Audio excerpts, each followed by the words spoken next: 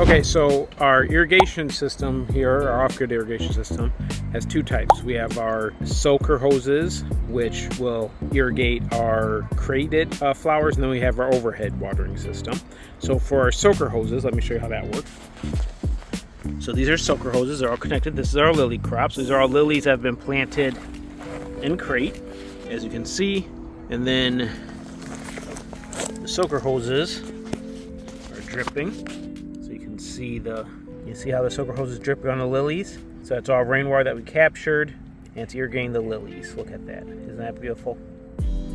Absolutely beautiful. Okay, so in terms of our gutter system, this is how. So here we have our hoop house, and all we did is just attached a standard gutter that you would see in any home. It goes the length of the hoop house, so when it rains, it collects all the water off of the entire surface area of this half of the hoop house. And then, let me zoom in here. You see that's where all the water will come together and it will go through there. We have a filter there to keep any debris from getting to the tanks. So all the water will meet there and then it goes down. Let's show you here.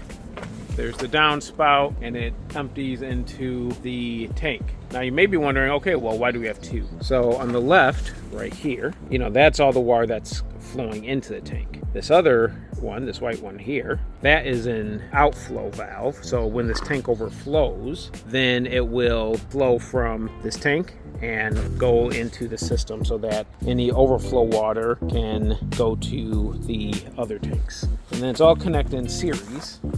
So, here. Okay, so then it's all connected in series. So if you look here, you see how it's connected there to the main line. And then it's connected to each tank like this. And then this valve here, we can use to open and close it. So if you push it that way, then it'll close, but right now it's open and we want to open. And as you can see, each tank has the same setup.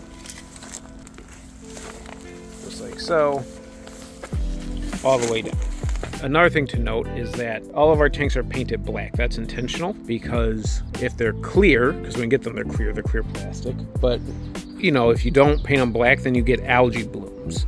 And we don't want that, because if you get algae blooms in your water, then it'll, clog up your filters and your pumps, and, it becomes a big maintenance issue. So we have black on there to prevent that from happening. So then it's harder for light to get into the tank and cause algae blooms.